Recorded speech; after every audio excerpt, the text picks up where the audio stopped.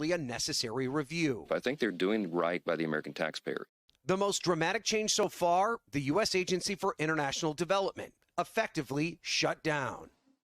Yesterday, billionaire Microsoft co-founder Bill Gates heading to the White House to meet with President Trump, later telling Savannah he made the case for foreign humanitarian assistance and USAID. I know all the development agencies of all the countries, and this is the best of them. Did they seem receptive? Did the president seem receptive? Did Susie Wiles seem receptive? I hope so. With protests nationwide over the early Trump administration policies, Democrats saying their constituents are concerned about Musk. We need to shut down the Musk operation.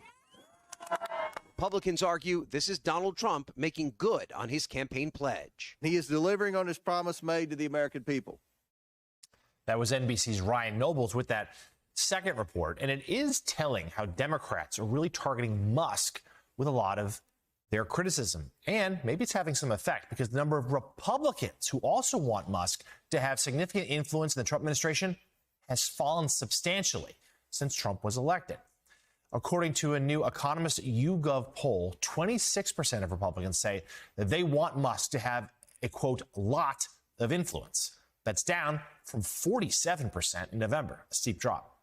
Meanwhile, 43% want Musk to have, quote, little influence, and 17% say none at all. Additionally, former Republican Congresswoman Liz Cheney took a swipe at Musk on social media earlier this week after Musk wrote interesting in a thread that he reposted that claimed that Cheney, who led Trump's impeachment and the mass imprisonment campaign against thousands of Trump's supporters, was spawned out of USAID. Cheney responded to that saying this: "Damn right, Elon. I'm proud of what America did to win the Cold War, defeat Soviet communism, and defend democracy. Our nation stood for freedom. You may be unfamiliar with that part of our history since you weren't yet an American citizen." So, Joe, some strong pushback here, not just from this Republican, from former Republican Liz Cheney, but from Democrats across Washington, who we've talked a lot about on the show, have had trouble finding their voice here in the early Trump era. But they seem to be finding a rallying cry to say that what Musk is doing is wrong. Well, yeah, Elon Musk is taking a lot of the heat right now. And, I mean, a pretty big target. Richest guy in the world. Somebody that goes out and does the most outrageous things online. So it is fascinating. And the Liz Cheney back and forth also quite fascinating, too. You're not going to out conservative Liz Cheney, certainly not on the Cold War. And, of course, Liz reminding everybody Elon wasn't even an American citizen when we were winning the Cold War. And Liz Cheney was doing her job in that. With us now, we have, let's bring in New York Times opinion columnist David French, also former MSNBC host and contributor to Washington Monthly, Chris Matthews. David, I have so many ways I want to go with you here, but why don't we just start because, rhetorical shots were fired there between Liz Cheney and Elon Musk. For those of us who are Cold Warriors, we understood the importance of hard power, the military, and yes, we understood the importance of soft power. We understood the importance of ideas. We understood the importance of aid. I will repeat it for the 1,000th time this week since U.S. aid became an issue on this show. There's a reason why Harry Truman, after attacking Herbert Hoover his entire political life, called in Herbert Hoover after World War II ended and said, "We've got a refugee crisis in Europe. If those people aren't taken care of, we're going to have communism in Western Europe. Go get to work." And now all across Africa, yes, I'm extraordinarily proud of what George W. Bush did with PEPFAR. I'm extraordinarily proud that his evangelical faith pushed him to start a program. And it was his evangelical faith that pushed him to start a program that has saved 25 million lives in Africa. Right now, as of today, that number will continue to grow. So I guess there's a two-pronged question for you here. One, the evangelical side of things, the Matthew 25 side of things. And then secondly, just Yes, we're doing this for all the right reasons, but we're also doing it to help ourselves because we used to get great intel on the Soviets. Now we get great intel on Al-Qaeda. We get great intel on ISIS. We get great intel on China. You name it. USAID gets us on the ground, and people want to be on our side. Yeah, let's talk about the second part of your question first, because people forget the Cold War wasn't just a military contest. Who had the bigger military? Who had the stronger nuclear deterrent? It was a contest of systems across the entire spectrum, including a moral contest, where our consistent message to the world was the West, led by the United States, is a beacon of freedom in humanitarianism compared to oppression and grinding poverty behind the Iron Curtain. And so this was a contest of systems. And so, yes, absolutely, American foreign aid, America's moral force in the world was a huge part of the Cold War. This just wasn't just a military contest. And to the first part of your question, Joe, look, a lot of Americans do not realize that this Elon Musk effort and USAID and other parts of the government has explicitly targeted evangelical ministries. These are evangelical ministries who fought for years to have the ability to have equal access to funding to help serve the poor, to help serve some of the most vulnerable people in the world. And so what you're seeing is a targeting of some of the best things America's ever done, including, as you're talking about PEPFAR, you're talking about targeting evangelical ministries who served refugees. This is a comprehensive attack on America's moral and humanitarian standing in the world. And I'm sorry to say, Joe, an awful lot of Americans are standing and cheering every element of this. And they need to understand what you just said. This isn't like left-wing, quote, Marxists. Again, you look at PEPFAR, that was driven by George W. Bush's faith in Jesus Christ. That's why he was pushing it. Back in the 1990s, I teamed up with Abe Rosenthal, former editor of the New York Times. What did we focus on?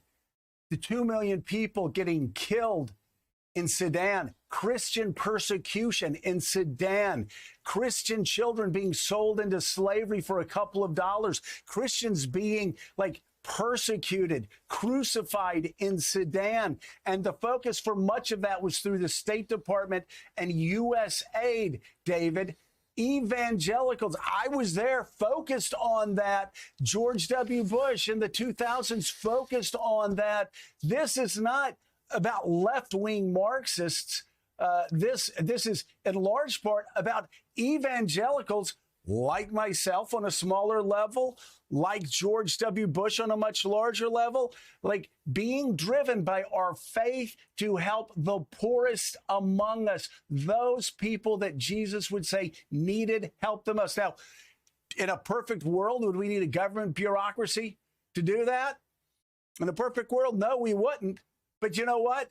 When children are starving to death in Sudan, when tens of millions of people are dying across Africa, George W. Bush used PEPFAR being funded through USAID. And Nick Kristof, of all people, Nick Kristof has had a lot of good things to say about George W. Bush. Nick called it, who I love, Nick called it the single most effective government program of his entire lifetime, because George W. Bush, through his faith, through USAID, through PEPFAR, has saved 25 million souls.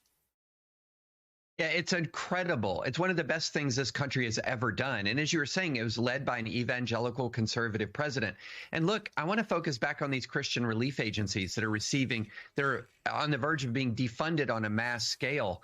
This is the kind of thing that if the Biden administration had targeted these evangelical and Catholic relief agencies in the same way, this would lead right-wing media day after day, hour after hour, some sort of war on Christians. But then when Elon Musk does it under a Trump administration, then it's okay. Then it's all just fine that these evangelical ministries can be put in a state of crisis. When again, what are they doing? They're fulfilling the commands they're given almost 2,000 times in scripture to serve the poor, to serve the vulnerable.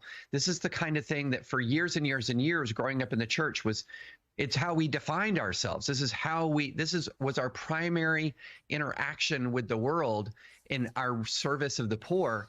And here you have a Republican-led government hitting these Christian relief agencies in such a way that it's going to harm the most vulnerable people, and it's going to harm these ministries and damage them for years to come, potentially.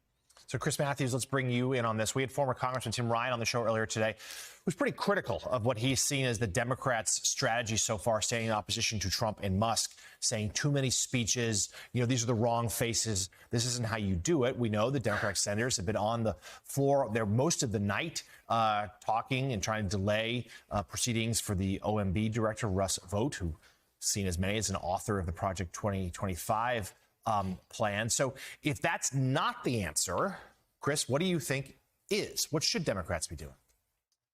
Well, we talked about this yesterday. I think the problem is to have a voice of the Democratic Party that can speak on the issues of pardoning the police, or pardoning the people who rioted against the U.S. Capitol on January 6th and made all those police officers who are still standing guard at the White House and at the Capitol feeling rather defenseless. The president let them down. He pardoned all the people that attacked them. I think the Republican people like Tom Tillis and Susan Collins and Cassidy all tried to question the appropriateness of these nominees for cabinet positions, and every one of them has been erased, basically, chastened back to their corners again. And so a lot of people in the world, the country of Jordan right now is thinking about, the King Abdullah must be thinking, oh my God, he's going to send Hamas into my country, which is already 60% from the West Bank. This is going to be hell to pay. The same with El Sisi.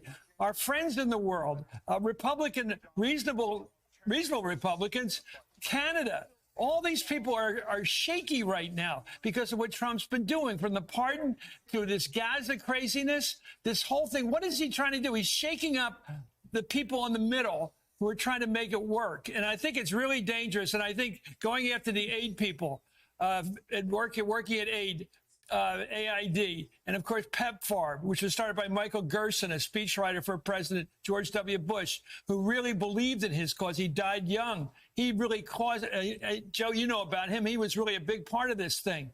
They did the right thing. Ronald Reagan once said, every time he meets a third world leader, the guy says to him, and don't take away the Peace Corps. That really matters to us. So it's not just a partisan thing. It's not just Democrats, John. It's the reasonable Republicans. As the country has believed in foreign aid, it believes in trying to be the good guy in the world, who say we have honest elections in this country. We have true democracy in America. We got something to brag about when we go overseas. I felt that way when I was in the Peace Corps. I come from a country where they have honest elections.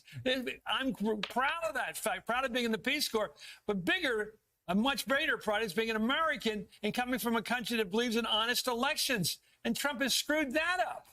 The guy is everywhere screwing things up. I could go on a tirade about the guy, but everywhere you go, from the Capitol Police to our friends in the Middle East like Jordan,